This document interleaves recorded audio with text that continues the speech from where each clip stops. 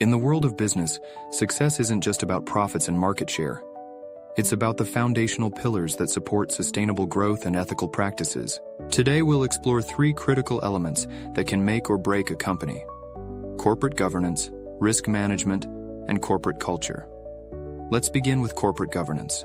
Imagine a CEO, confident in their vision, but gradually losing touch with the actual needs of the shareholders. In this case, a company's board had trusted its leader with almost unchecked authority. The result? A series of misguided investments and poor strategic decisions that eroded shareholder value.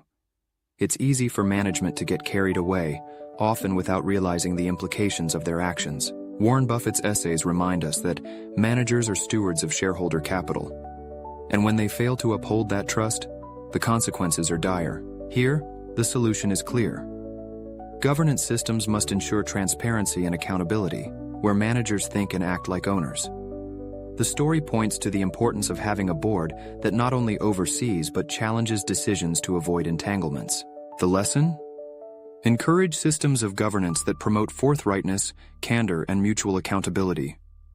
When CEOs and boards work in harmony to protect the shareholders' interests, companies thrive. Now, speaking of risky ventures, this brings us to our next pillar: risk management. Buffett loves to talk about Mr. Market, the fickle, unpredictable force that dictates stock prices. But the heart of this story lies in a common trap: following market trends instead of sound investment principles. There was a time when investors rushed into tech stocks, driven by the speculative euphoria of the dot-com boom. Businesses with little substance but lofty promises saw their stock prices soar. The stock market is a device for transferring money from the impatient to the patient, Buffett famously said. True to his word, he avoided this irrational exuberance, sticking instead to fundamentally sound investments, while the market plunged after the bubble burst. Investors who had chased the hype found themselves with massive losses. The guidance here is simple: stay patient and avoid the allure of quick profits. Risk can be mitigated not by diversification for its own sake, but by focusing on what you understand. Study the business fundamentals. Is the company generating real value? If the answer is yes, then patience will often yield better results than chasing the latest hot stock. With risk comes the need for sustainability, and our third pillar shifts gears toward the long-term success driven by a company's culture. A company Buffett often cites is Berkshire Hathaway's acquisition of GEICO. When Buffett first took an interest in the company, it was struggling, despite having a solid business model. Why?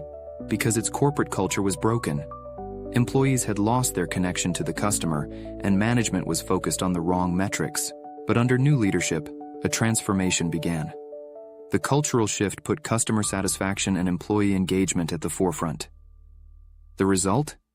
GEICO flourished, becoming one of the most successful insurance companies in the world. Corporate culture, though intangible, can make or break a business, Buffett wrote. A culture that aligns with the company's long-term goals ensures that employees, managers, and shareholders are all pulling in the same direction. The actionable insight here is that culture cannot be overlooked or underestimated. Leaders must foster a corporate environment where long-term thinking and personal accountability thrive. It's about creating a sense of ownership at every level, not just at the top. When employees feel connected to the company's purpose, innovation and success follow naturally. As we move from governance to risk management, and finally to corporate culture, the connections between these elements become clear.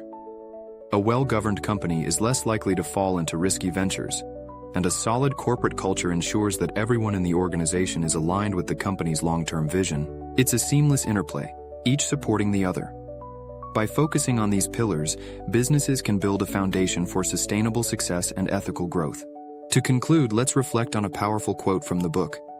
It is better to be approximately right than precisely wrong. This wisdom encapsulates the essence of good governance, prudent risk management, and a healthy corporate culture. Thank you for joining us on this exploration of business success pillars.